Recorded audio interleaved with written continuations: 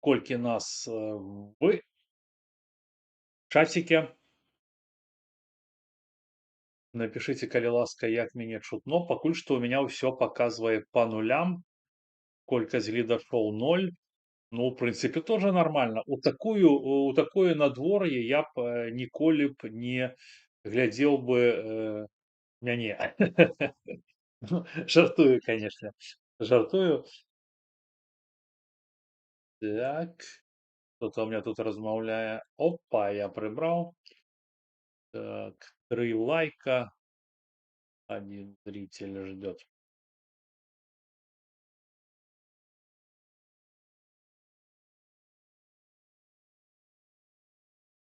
Коли не працуе, зараз, сябры, я гляну. Ну, звычайно, так рэдка бывае. Я думаю, што мы не саб'ем тэмпарыт сённяшняга вечара, калі я тут зайду праверу. Бо ў мяне паказваюць, што пакуль што па нулям, ну так ніколі не бывае. О, ёсць, всё працуе. Отлично. Да, сам Денис Шевик написал, что все нормально, все працуе отлично. Зараз, Денис, я выведу тебе на экран. Ось мы тут поглядим. Чик. 7 зрителей. Ну, я ж казаў. Ну што, сябры, 7 гэта уже шмат, да, семера, як кажуць, аднаго не чакаюць. І я тады з задавальненнем запрашаю ў студыю спадара Дзяніса. Здароў! Здароў! Вітаю. Як чутно мяне? Нормально? Ці чутно мяне, кажу, Дзяніс? Чутно добра, але я сябе не бачу. А, ты і не будзеш сябе бачыць. Чутно. Табе трэба дадатковая прылада, каб сябе бачыць, панимаеш? Ось. Дадатковая прылада, я магу табе паслаць у тэлегу, як ты выглядаеш тут са мной, ну, у якім, так сказаць, афармленні мы выходзім. Вот, я тебе послал, каб ты меў уяўленне. Як погода у вас у Беластоку? У меня есть додатковая прилада, у меня другий телефон є. А, понятно. Сонейка, вельми добрая погода. Соненька. Плюс 20, плюс 17. Колькі ты ж уже у Беластоку живеш?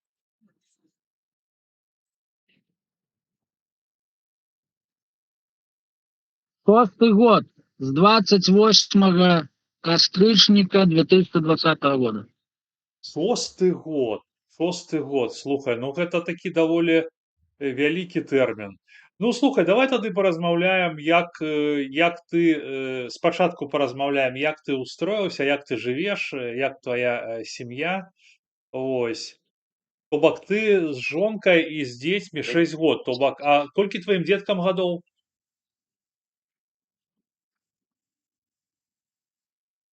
Моему старэйшаму 13 гадоў, малодшаму будзе 10. Ну, 9 з паловай. зусім малымі яны былі. Вось. Ну, окей. А скажы, ты пераехаў з сям'ёй і з 2 дзецьмі. А што было такім ввогуле, начнём. Давай, што было самым цяжкім? Ты адразу прыехаў у Беласток, так?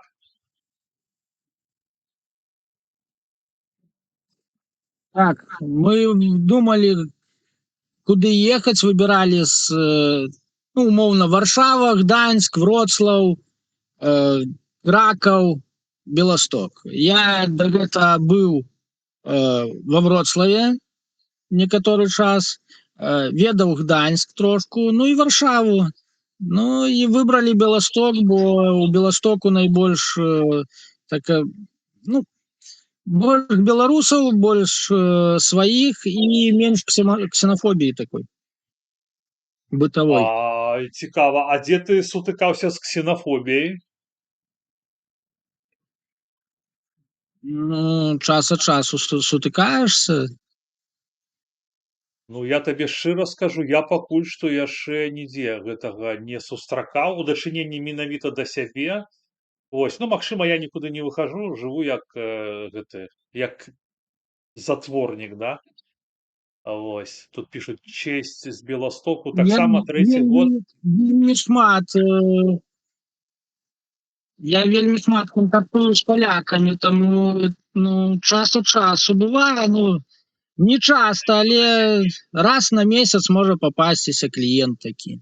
Ну да, ты ж, канешне, ты ж у таксі працуеш, канешне, да. Я нешта не падумаў, таму што звычайна вельмі часта ж пішуць, што ў таксі трапляюць неадэкватныя пасажыры, которые там і могуць і ножом, а могуць і не ножом. Вось. А што можаш узгадаць, што вось для цябе было самым цяжкім у гэтым тваім жыццёвым шляху эмігранцкім?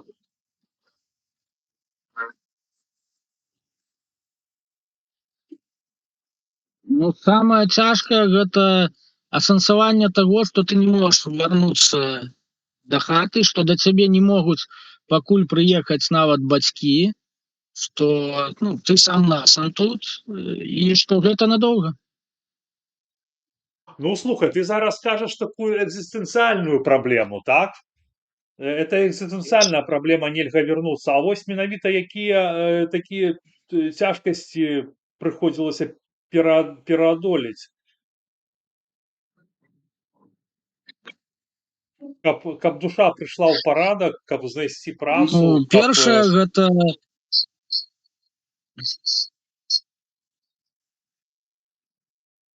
першае гэта мова, трэба вучыць польскую мову, ну вучыць мову той краіны, у якой ты знаходзішся. Так?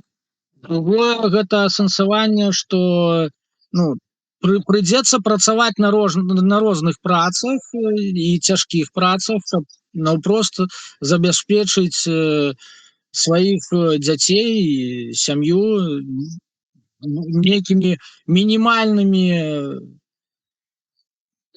патрэбамі. ну, проста ведаеш, ты працаваў у Беларусі у банкаўскай сферы, займаўся абслугоўваннем праграмы. Колькі ты атрымоўваў грошаў? Ну, калі гэта не таямніца, канешне. Гэта не таямніца, я працаваў у банку з 2011 года по 2018, конец 2018. І там было смешна, я атрымоўваў ну, каля $300 у месяц. Ты слушай, ты меня зараз забіў. У меня чамусьці айцішнікі заўсёды атаясамляюцца з людзьмі, якія, тым болей з банкаўскай сферы, якія, ну, прынамсі, ну, зарабляюць. Ну, незразумела мне. Можаш Гэта быў дзяржаўны банк. і ты хочаш сказаць, што дырэктар дзяржаўнага банку Ну, гэта атрымоўвае быў менш грошай, чым дырэктар банку Бабарыкі? Я не ведаю, колькі атрымоўвае дырэктар банку Бабарыкі. Я магу сказаць, што дырэктар Белаграпромбанку ну, атрымоўваў на ўзроўні $1500–2000 у месяц. Но гэта не ўлічваючы прэмій. No. Мой аклад быў, калі я прыйшоў, тады яшчэ мільёны былі, хіба 2 мільёны з чымсьці. На той час гэта было менш за $180. Так? Але было такое, што гэта якраз быў снежань 2011 года. Так?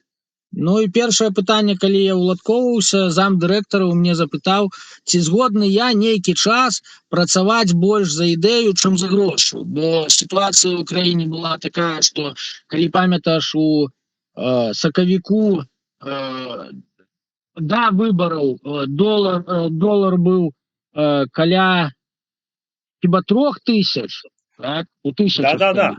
А праз паўгады уже 8800. У 3 разы. Таму і зарплаты у пераліку на даляры яны рэзка пападалі, але індексацыя шла ну, 102–3 месяцы, ну і ўжо праз 10 год выходзіла на ўзровень $250–300. Так? Потым яно было да снежня 14 года таксама оно росло, а хіба што 19 снежня 14 года зноў прыдумалі такую камісію 30%. Яны не паднялі курс, а просто ўвялі камісію. Ты калі купляеш даляры, ты даплочваеш яшчэ плюс 30%, а калі здаеш, это 30% ніхто табе не вяртае. Ну, такі смешная была такая ситуация. Ну, таму зарплата... У мяне быў выпадак, я адпачываў на моры, ну і пазнаёміліся з сям'ёй з Эстоніі. Ну і эстонец пытаецца, кім я раблю, я расказваю, всё. Ну і ён запытвае, колькі я атрымоўваю. Я ў яго пытаюся, кім ён робіць. Ён кажа, сантэхнікам у Фінляндыю ездзіць. Ну і я запытаўся, колькі ён зарабляе. Ён адказаў, што 3000 еўра ў месяц. Ну і на рукі дзесьці пасля ўсіх налогаў і за кватэру, за памяшканне застаецца 1800 еўра. Ну, я ему кажу, у мяне 300 еўра, і каб заплаціць за кватэру, за камуналку і нават не ўлічваючы харчаванне, то трэба яшчэ дакладна. Таму я яму ў жарт сказаў, што я бы хацеў у Фінляндіі працаваць сантэхнікам.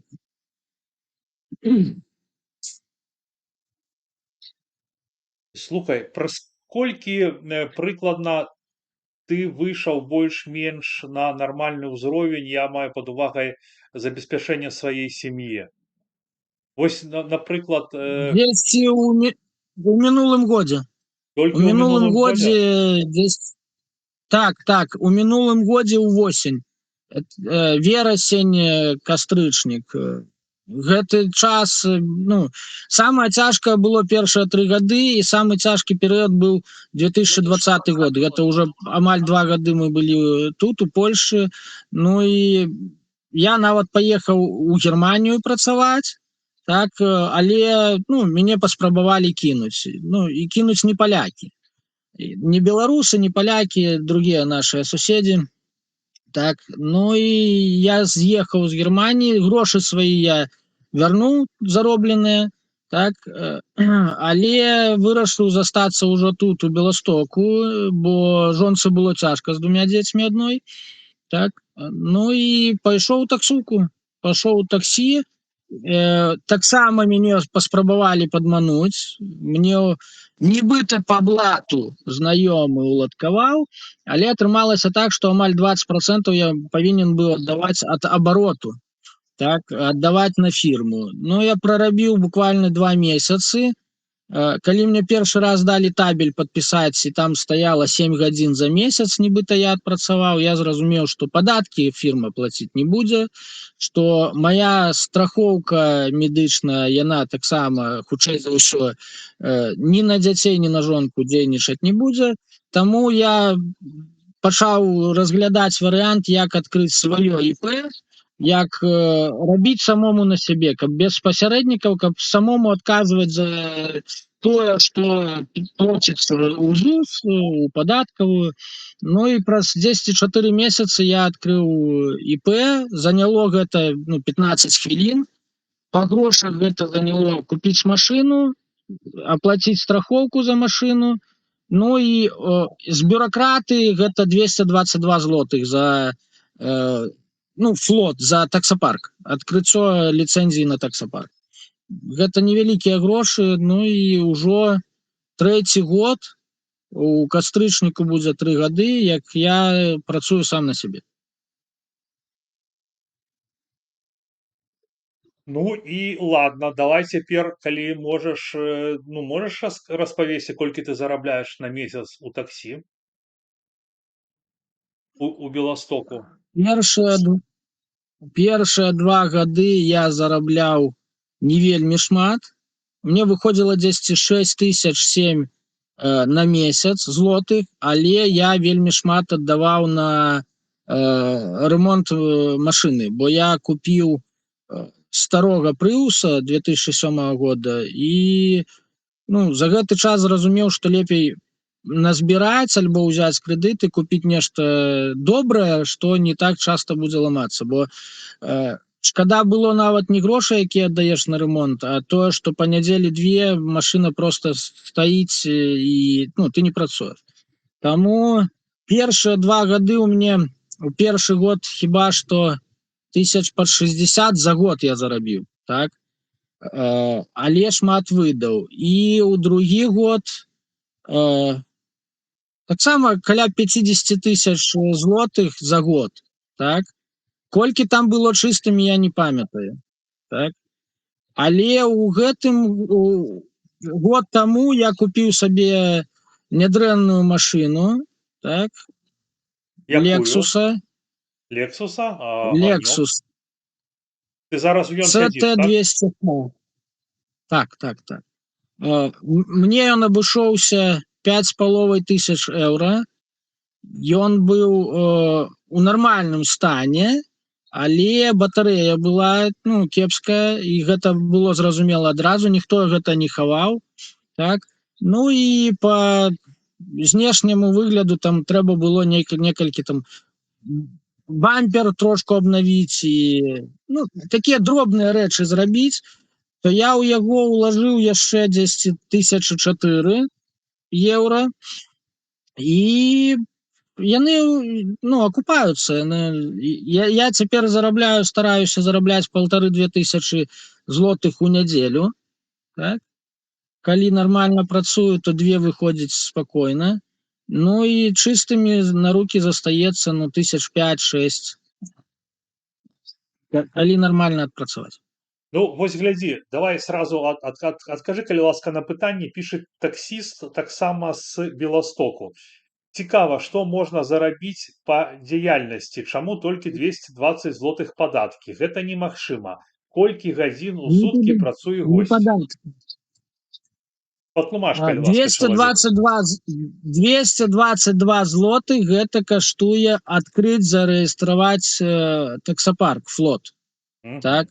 Падаткі я плачу, першыя 30 000 злотых за год я не плачу ўвогуле, так, чыстымі. Далей до 120 000, што я зараблю ў год, будзе падатак 13%, то бок з наступных 90 000 злотых падатак 13%. А калі больш за 120 000 злотых чыстымі, так, адымаючы ўсе расходы, застаецца, так, то ўсё, што больш зароблена, там падатак будзе 30%.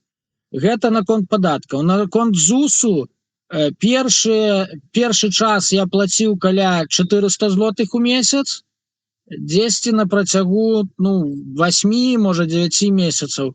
А потым патроху ну, падымаўся ЗУС. Цяпер апошні раз я плаціў перадапошні 800 злотых ЗУСу, гэта самы максімальны быў. І у кветню быў пералік, то у мяне толькі 400 злотых ЗУСу, таму што я не працаваў, я чакаў батарэю новую. Я заказаў, купіў новую батарэю і чакаў, калі яна з Китаю прыедзе. Понятно. Ну, я думаю, что спадар крипто отказал вам, Денис, на ваше пытанне. Слухай, а колькі каштуе вось цябе з сям'ёй здымаць у Беластоке кватэру? Якія там выдаткі?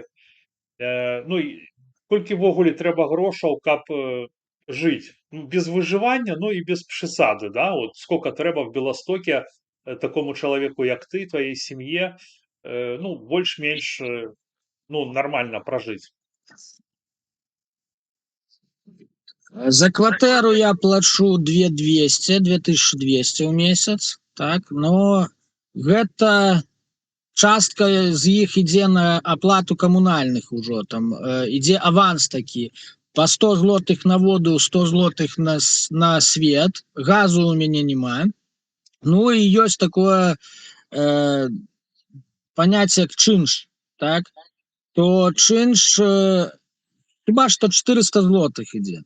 Ну і кожныя там 2-3 месяца пералік ідзе, калі ну, ужываем то больш і свету, і вады, то яшчэ даплочваю каля там по 200, по 300 злотых раз на 3-4 месяцы. Ну, выходзіць дзесьці 2400, 2500 у месяц у сярэднім.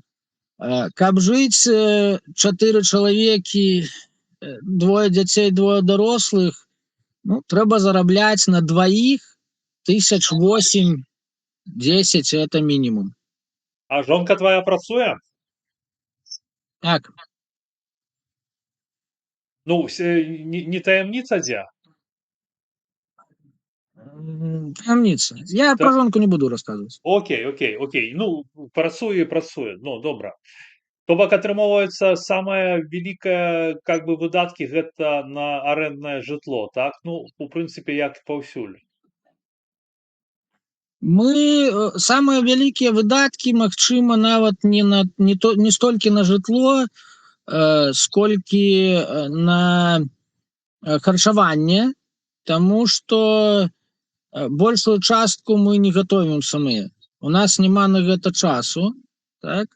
І ну, мы ходзім, тут ёсць бар пагодны, такая штосьці падобнае на сталоўку, так? Ну, альбо ездзім, ну, там, дзяцей раз на некалькі тыдняў, там, Макдональдс, KFC, такія рэчы. Але вельмі шмат выходзіць гэта, ну, можна сказаць, лядоўка, халадзільнік.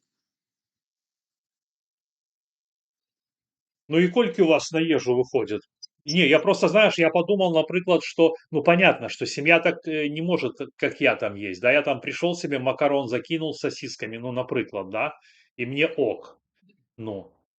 Калі не готовім, ну, не готовім абед, напрыклад, купляем толькі зупу, суп, так, ну і штосьці на вечар з гарніру, так, то выходзіць каля, ну, 70 злотых на дзень, так, не ўлічваючы тое, што дома гэта там ёгурты, напоі, мінералка, там, хлеб, некія такія рэчы, там, садавіна агародніна, сыры любяць. Ну, выходзіць, калі падлічыць, так, ну, можа на тыдзень, ну, 1000 будзе выходзіць стабільна.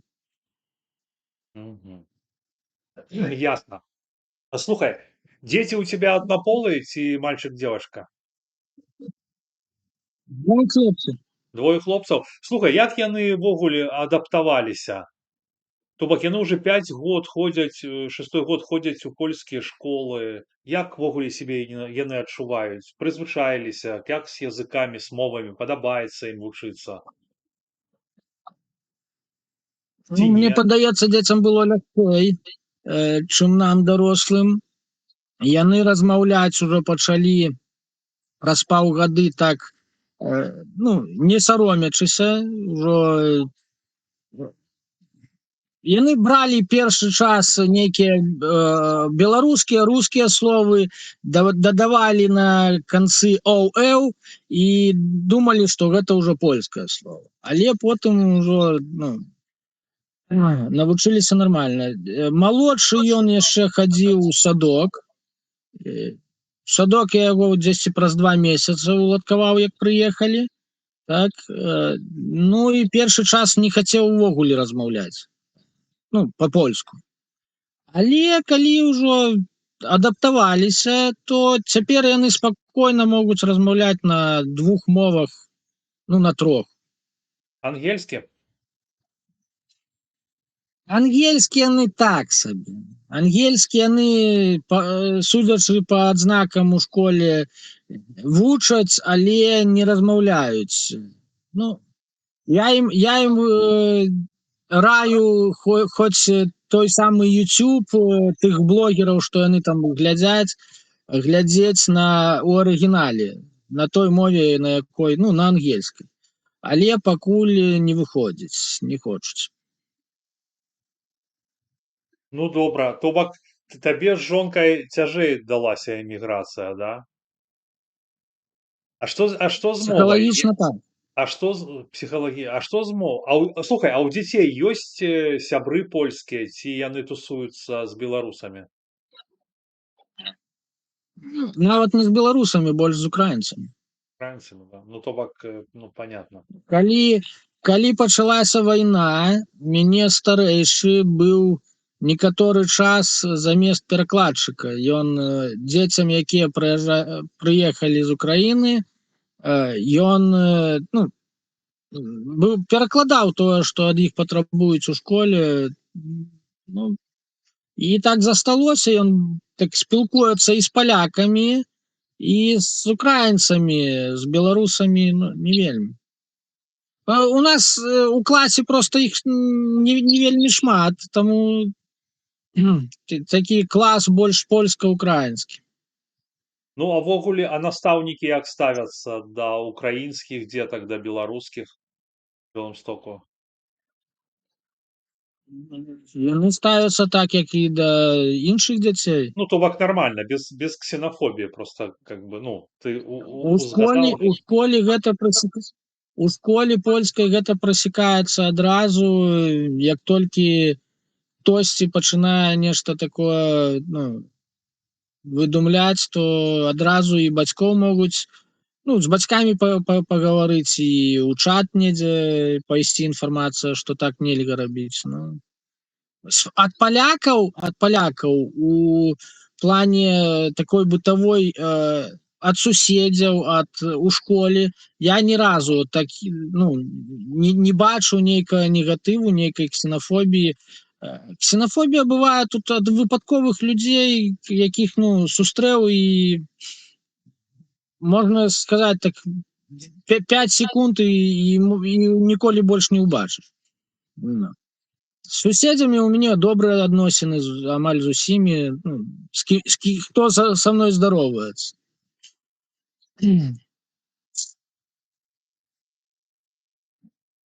Ну, ведаеш, мне вось цікава даведацца, ну, такі вось досвед, да, што вы взяли, то бок ты се жил, твоя семья жила у Беларусі, а потом раз, і вы пераехалі ў іншы край, вообще абсолютно в іншую культуру. Ну, не могу сказать, что абсолютно іншую. Это, конечно, там не Индия, не Вьетнам, да. Но все ж таки, да, я по себе просто адчуваю. Ось, і пачалі жыць з нуля. Ну, потому что вось я ведаю некаторых людзей, яны пераехалі, і ў іх атрымалася прадаць сваю кватэру, купіць там кватэру. Это крыху лягчэй. Но наколькі ты кажаш, што ты снимаешь, значит, у тебя так не атрымалася. А скажы, калі ласка, а вось ты не шкадуеш тое, што ты зрабіў? Жонка цябе падтрымлівае ў гэтым? Ну і наогул, як ты себе зараз адчуваеш пасля 5 год эміграцыі? Ты, твоя сям'я, ты як бацька, як мужчына. Адказаць на гэтае пытанне трэба спачатку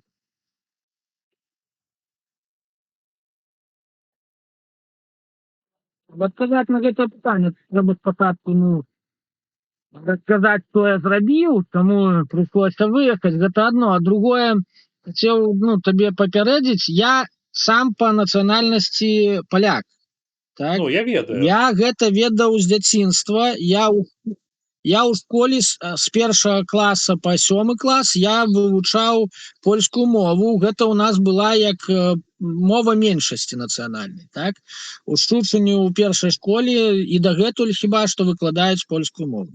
Так? У нас быў яшчэ дом палякаў, так? Ад Саюза палякаў. Я некаторы час ужо мову ў старэйшых класах наведваў там. Не, у Шчучыне. Я са Шчучына, я ў Гародні ўжо адучыўся і працаваў у Гародні. Ну і я ў Польшу ездзіў цэлае жыццё, і з дзяцінства з бацькамі, потым неяк і ад школы некалькі разоў. І ўжо як быў, перад тым, як уладкавацца ў банк, працаваць, таксама ездзіў некаторы час тут, ну, як кажуць, на закупы. Так? Потым, калі ўжо ў банку працаваў, ужо не рабіў візы сабе, а ў 18-м годзе я звольніўся у кастрычніку. у нас была рэарганізацыя ў банку, і усю область рабілі як адзін суцэльны філіал. І калі раней кожны раён ён асобна быў, то ўсё гэта сцягвалі, аб'ядноўвалі. Ну і гледзячы на заробкі, на тое, што прыходзілася адну зарплату аддаваць на жытло, на аренду ў гародні, і яшчэ трэба было з заначкі, тое, што адкладвалася на пакупку кватэры, трэба ну, дзесьці да 16-го года яшчэ атрымоўвалася збіраць, так, ну, адкладваць. А ўжо пачынаючы з 16-го года патроху яна хутка стала таннець, змяншацца. Ну і тады я звольніўся і ў 18-м годзе паехаў у Польшу на працу. То бок для мяне гэта было лягчэй. Я амаль до конца 19-го года ездзіў да хаты кожныя выходныя. Я працаваў тут недалёка ад Беластоку на Рэўцы на заводзе. Так? Я у лакерні пакраскі, так? Працаваў, завешваў дэталі.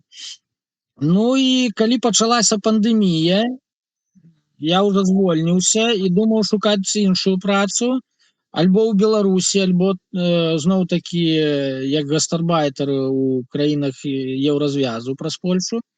Ну і у сакавіку я апошні раз ездзіў у Польшу, якраз у 16 сакавіка закрылі граніцу.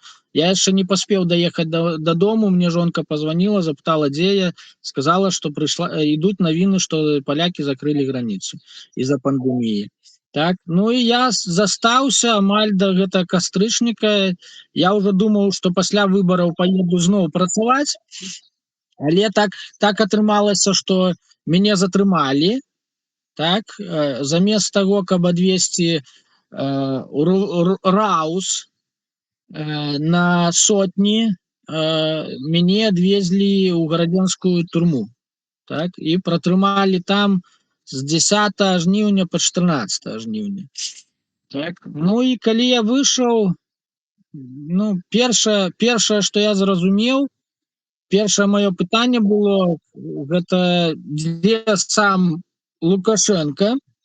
Так, я думаю, што раз уже жанчыны стаяць у белым, што ўсе такія шчаслівыя, эмацыйны такі ўздым. Я думаў, што Лукашенко можа дзе-небудзь пад Ростовам. Так, а калі мне сказалі, што не, што ён у Мінску, што ён нікуды не паехаў, не збег, што яго не чапаюць, так, мяне гэта здзівіла. Потым, калі адбылося 16 жніўня, так, калі масавая акцыя была, калі не было відаць ні аднога міліцыянта па форме, так, на наступны дзень, калі, можна сказаць, больш нічого не адбывалася, калі сказалі, ўсё, разыходзімся да наступнай нядзелі, то я зразумеў, што гэта тупіковы шлях, і што хутчэй за ўсё праз некаторы час пачнуцца венцілавыя рэпрэсіі зноў, і таму ўжо на пачатку верасня я думаў, як это зрабіць візы для сваіх дзяцей, для жонкі, таму што я разумеў, што гэта добром не кончыцца, што ён не даруе, што будзе саджаць за ўсё. Я не думаў, што за лайки, за каментары, але за тое, хто быў у арэшце, хто у тыя жнівеньскія дні быў затрыманы, то ім ужо жыцця не дадуць. Так, ну что, давай тогда посмотрим этот эпизод впечатляющий. У тебя есть второй гаджет или нет? Ты не бачишь, что стесняется? Я просто... Есть второй гаджет у тебя? Я бачу, але з великой затрымкой. Я понял. Карацей, я зараз ставлю тот відос каля драмтэатра. Вось. Ну і потым мы гэта абмяркуем. Ён без гука. Вось. Стоит дата 8-10-20 год. людзі каля драмтэатра ў гародні, на халме, насупраць касцёла прыгожага, і зараз будзе трэшак, сябры.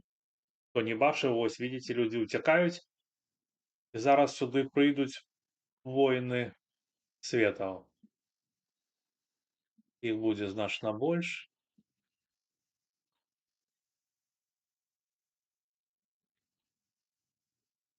Это па сутнасці Дзяніс з'ехаў праз гэта відэа.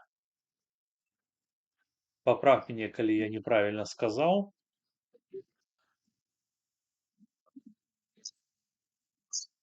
Ну, я расскажу, як гэта адбылося. Вон я каля калоны падняў ручкі ўверх, Вот-вот, и тебя они сейчас ну і подстелили глядзі, колькі чалавек ляціць на мяне адного. в белой тишотке, жанчыны там за тебе заступаются. А збоку положили, вот цяпер збоку ложаць двух цыфарэй положили, і іх потым падымуць, і нібыта пылінкі змахнулі з плячэй. Вот, я не ведаю, якая затрымка цяпер у цябе, але ось мужик перад тым, як Да-да-да. мужика ложаць у белой майцы, а в углу у правым падымаюць двух ментоў. Во паднялі двух ментоў, яны там адыходзяць спакойненько. Ну і далёка не ідуць. А хлопца каля дзвярэй яго адразу адпусцілі. Так, бо ён быў з жонкай і дзіцём малым, дзяўчынка, можа, гады 2. Так. Яны цяпер нас завялі ў аўтобус, палічылі, ім не хапіла 2 чалавек, і яны забралі гэтага хлопца з-пад дзвярэй. Бо яны хацелі, каб колькасць людзей была раўна колькасці гэтых амонаўцаў.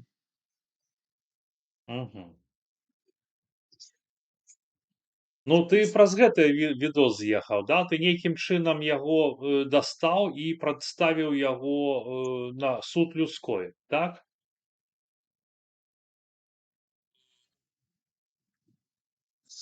У мяне атрымалася як? Я калі прыйшоў на акцыю, так, у нас ёсць такая горка і вуліца Гарнавых. Я думаў, тут будзе бачна, што адбываецца на плошчы, так. Падышоў, паглядзеў, што не бачна, нічого не адбываецца.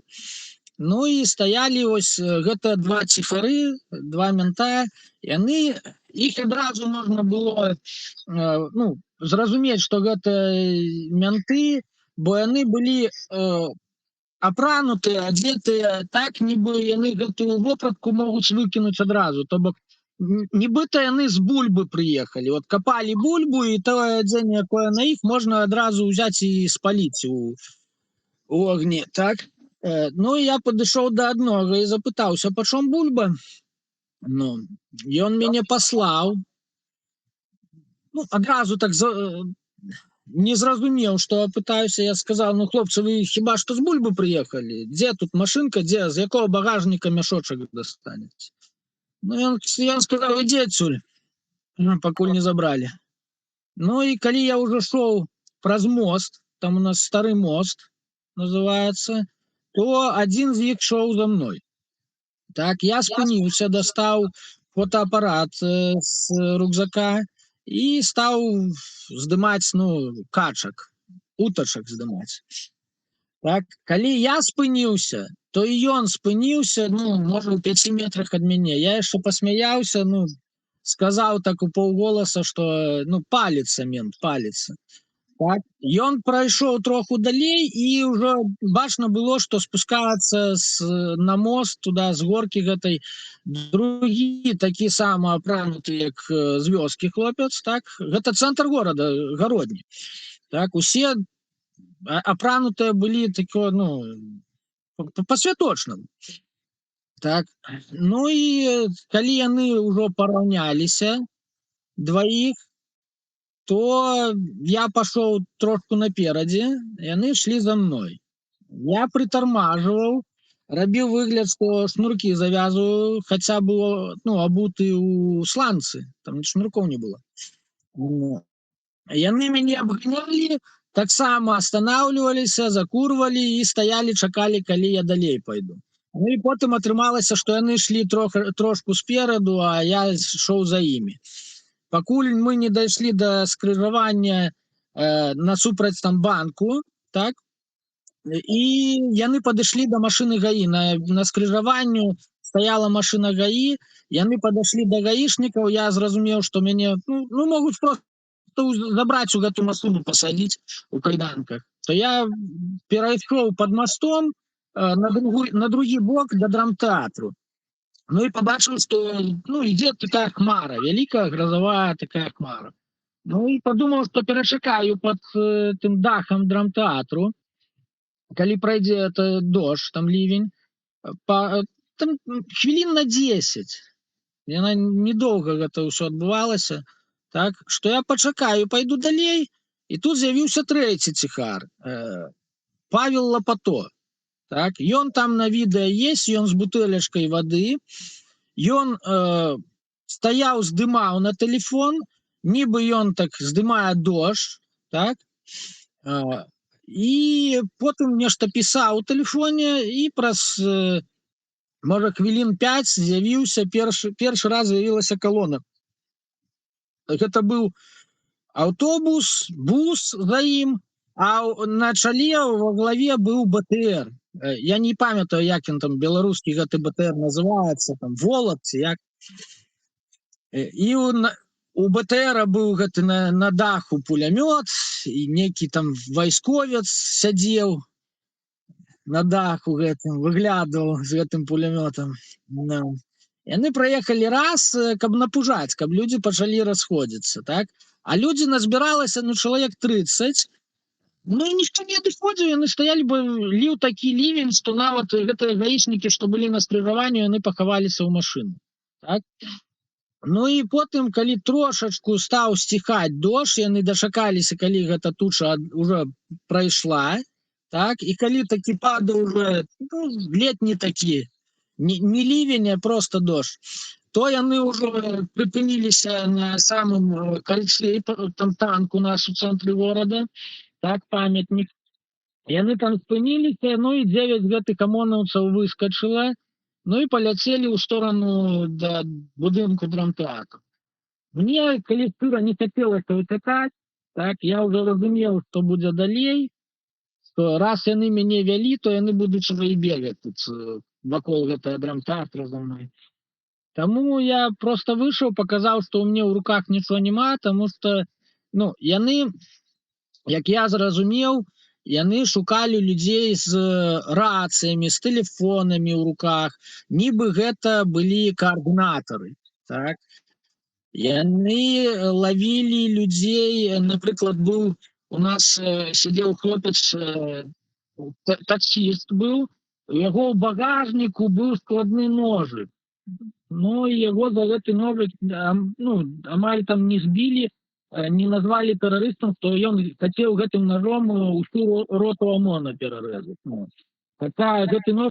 Ну і атрымалася так, што мяне забралі, завялі ў гэты аўтобус, нас палажылі, адзін ОМОНавец застаўся, остальныя я не бачу, але па гэтых галасах, па прагах зразумеў, што яны вярталіся яшчэ раз за гэтага будынку, так.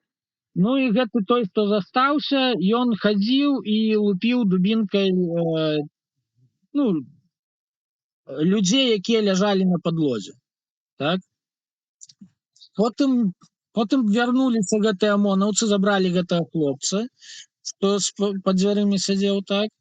Ну і ўжо не білі, бо галоўны камандаў перастаць, так, але ехалі яны так нагамі, тапталі, то бок яны сядзелі на сядзеннях, а нагамі хадзілі па спіне, па нагах у мяне, то бок першае, што яны зрабілі, гэта карманы праверылі, дасталі з кармана, там электронная была такая сигарета для цікаў. Ну і адзін наклоніўся і сказаў ціхенечка, што тэлефон і сигарета у рюкзаке. Я толькі пачаў казаць дзякуй, так, мне ўзялі той самы хіба што ОМОНовец, які мне на ухо гэта сказаў, ён мяне схваціў за валасы, галавой аб падлогу, ну і з крыкам маўчаць, ну і мат-перамат. Так,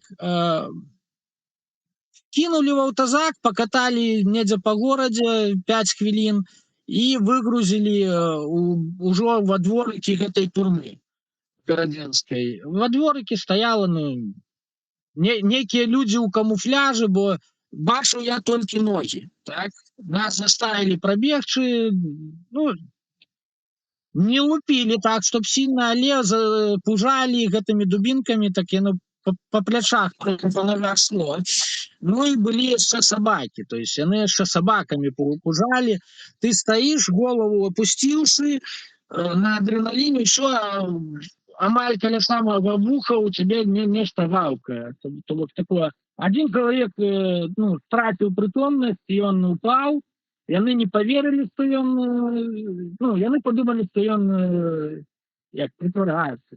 То яны яго адразу дубінкамі пару раз прайшліся, побачылі, што ён ніяк не рэагуе. Тады только яго паднялі і пацягнулі, сказалі, што ў санчасці. Ну, наконт самого відэа. Калі я выйшаў, так, мяне запрасілі, мне далі нумар телефону, где забраць телефон, фотоапарат, то бок апаратуру, якую не з'ялі. Яны аддалі мне толькі рэчы такія, якія былі ў рюкзаке. Так? Аддалі рюкзак і далі такую абрывак паперкі, і там толькі нумар быў напісан. Я позвонил, аказалася, што гэта следчы камітэт, і мяне запрасілі ў следчы камітэт на размову. Каб я прыйшоў, забраў гэтую тэхніку сваю. Так? Я пришел с рюкзачком, в рюкзачке была туалетная бумага, щетка, паста, носки, вопратка зменная, то бок усе тыя рэчы, якіх не хапала, калі быў, ну, на сотнях, у арышце. Так? Я разумеў, што мяне могуць прам з будынку гэтага следчага камітэта зноў адвезці альбо ў РОВД, альбо зноў у гэту турму. Так? Ну і атрымалася так, што гэта 18 было жніўня, 18 хіба. І следчы нават прапанаваў напісаць жалабу на супрацоўнікаў ОМОНу. Як высветлілася, брэстка, гэта не гарадзенцы былі, а з Брэста. Я напісаў жалабу, папрасіў даць накіраванне на зняццё пабояў, так? Мне далі, але калі пісалі гэту жалабу, подводзілі такімі фармуліроўкамі, што я ў составе групы лиц, што я разам з іншымі пратэстоўцамі, то бок яны ляпілі ўжо пад угалоўную некую справу на будучыню. Так? Я, калі чытаў, я казаў, я быў адзін, перапісвай. Ну, і мы 2 гадзіны амаль спрачаліся і перапісвалі. Я сказаў, што я нічого тады падпісваць не буду, як будуць такія вось захады. Так? Бо, як я разумею, калі ты адзін, то табе адзін срок, а калі ты, вас некалькі было, гэта ўжо група лиц, як яны кажуць, і гэта ўжо зусім іншыя тэрміны. Так? Ну і у канцы достали телефон, достали фотоапарат, попросили уключить, і пры мне пачалі шукаць, за што мяне можна затрымаць. А ў мяне ні на адным здымку не было людзей. Так? Я увогуле людзей не здымаў. Каб не папаў на здымак, ну, цікар. Так? Мне толькі была тэхніка. Гэты аўтобус быў, БТР гэты быў, так, трошачку дажджу гэта паздымаў, і ўсё. Ну, яны дакалупаліся да таго, што ў мяне гэты БТР, і бачна нумары аўтобуса і БТР, і хацелі ўжо за гэта затрымаць, але другі следчы сказаў, што Інстаграм, Фейсбук і на YouTube. І праз гадзіну-паўтары гэта запіс ужо была на ўсіх медыа, на Белсатах, на Краіна для жыцця і так далей, і так далей. Тутбай, так. І хіба вечарам таго ж дня прыехалі паразмаўляць, не забралі, толькі запыталі, на халеру я гэта зрабіў, вылажыў гэты запіс. Так? А праз 10, ну, можа, нядзелю, так, праз тыдзень, мяне каля пад'езду ў гародні, дзе я арендаваў кватэру, ну, пад пад'ездам стаяў, чакаў мужик, і калі я паркаваўся, ён падышоў да багажніка, ну, я разумею, што нешта чакае, адказаў жонцы, каб яна не высаджвала дзяцей, каб яны пакуль не выходзілі, потому што я не разумеў, што можа адбыцца. Так? І гэты мужик, апрануты па-гражданскі, ну, цывільна, так, ён мне паспрабаваў у рукі даць тэлефон. Ну і кажа, купі тэлефон за 10 рублей. Мол, яму на бутэльку не хапае выпіць, так? І пераварочвае яго, а там яблочко надкусанае. Ну, змей-искуситель прыйшоў мне яблочко надкусанае аддаць. Я рукі схаваў у кішэні, ну і не даставаў, ён спрабаваў мне так у рукі ўсунуць. Я кажу, ну, запытаўся, дзе ён взяў гэты тэлефон, ён нібыта дачка прывезла, яму купіла, а ён не разбіраецца, а на бутылку не хватае, а выпіць хочацца. А я гляжу на яго, а ён такі спартовы, ён худы, жылісты, і па ім відаць, што ён не п'е, што ён, ну, не запойны. Так? Ну, я просто кажу, я, ну, не буду браць, ідзі адсюль. Ён зноў мне гэты тэлефон спрабуе ў кішэню ўсунуць, так падыходзіць бліжэй. Я кажу, я щас міліцыю вызову. Ну, кажу, засунь сабе гэты тэлефон, магу набраць, каб завібрировала, і ты быстрэй пашоў. Ну, ну ён адышоў, і пока я высажваў дзяцей, так, я гляжу, а ён садзіцца ў машыну, і машына, ну, не дзяшовая, такая нармальная машына. Малодш за 10 гадоў, ну, хіба Audi, не памятаю. Ён сеў у машыну і паехаў. Я на жонку кажу, глядзі, мент прыехаў мне прадаць новы iPhone, не пацарапаны, з клеёнашкай, так? Новы iPhone за 10 рублёў. Ну. І дзесьці праз 2 дні мы ўжо вывезлі рэчы з кватэры, якую арендавалі ў гародні, і некалькі дзён, ну, амаль тыдзень жылі не ў гародні, а ў другім горадзе, у прыгарадзе. Так? Ну і 28 кастрычніка мы селі ў машыну, загрузілі рэчы, так, і паехалі на Брузгі. Ну, просто на свой страх и риск. Приехали на границу, граница была пустая, было только 2 пагранца, один проверял машину, поглядел багажник, а другой проверял документы. Ну и так как я частяком ездил праз Брузгі на працу, то мяне пагранец познал. Так? И он взял паспорт, адразу так хитро ухмыляўся, а потым паглядзеў, што я яшчэ 3 паспорты даю, і там 2 дзяцей, то ў яго ўжо ухмылка змянілася на такое, ну, я не скажу расчараванне, але такое нейтральны выраз твару. Ну і ён прасканировал, пожадаў шчаслівай дарогі, яшчэ запытаўся, надоўга еду. Я адказваю, не ведаю, можа на ўсё жыццё.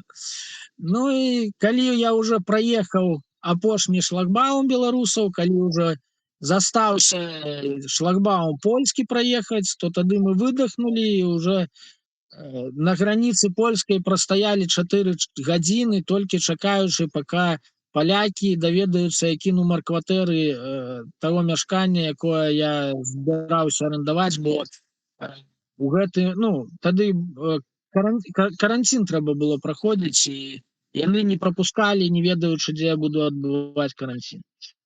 Ну. Да, ну такая история, конечно, у тебе, блин, ну, да, цікавая. Што праз гэта. Ну слухай, ну вось цяпер адкажы, ты не шкадуеш, што так вось здарылася? Ці варта ўвогуле было? Гледзячы на тое, што зараз адбываецца з намі, з нашымі дэмсіламі, з нашымі дыяспарамі. Ці варта было? Можа было, ведаеш, как людзі адсидзелі себе на диване, ось, і ўрэшце рэшт аказались, ну, у выйгрышу, ну. Ездзяць сюды на захад, працуюць на закупы і вяртаюцца себе там жывуць, і все как бы ок.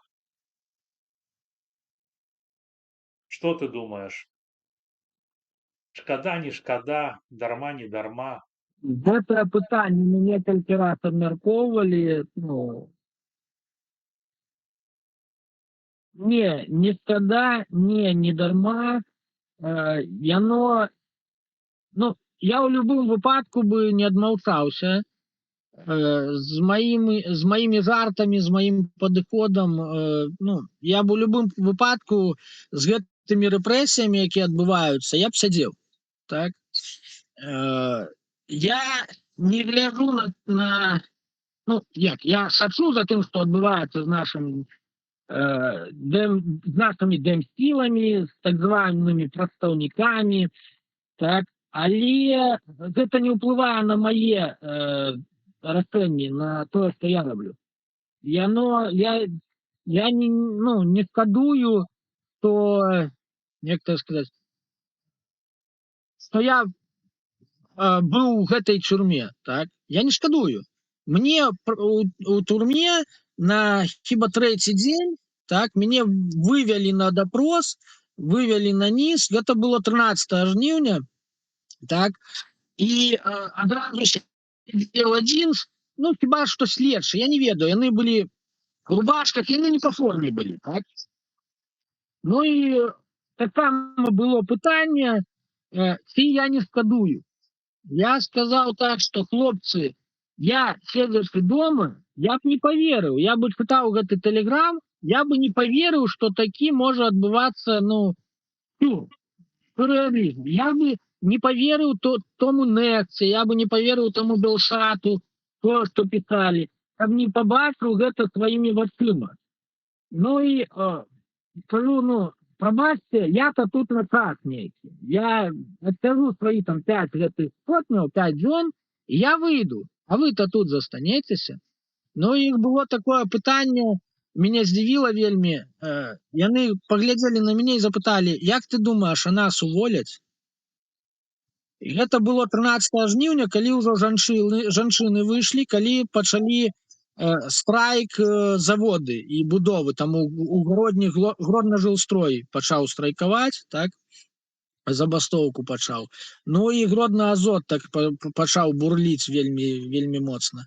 І яны тады испужаліся, яны тады сапраўды былі напалоханыя, то ім прыйдзецца ісці шукаць іншую працу. Я не думаю, што яны былі напалоханы, што іх пасадзяць, але што ім прыйдзецца нешта рабіць рукамі альбо галавой. Ну, на што ім адказаў, што вас, дурняў, хутчэй за ўсё, кагосьці з вас яшчэ павысяць. Кажу, бо паўвальняюць тых, хто аддаваў прыказы, а тых, хто менш за ўсё іх выконваў, так, ён застанецца, ён яшчэ гадоў 10 будзе працаваць, некаторыя з вас яшчэ да пенсіі дасядзяць.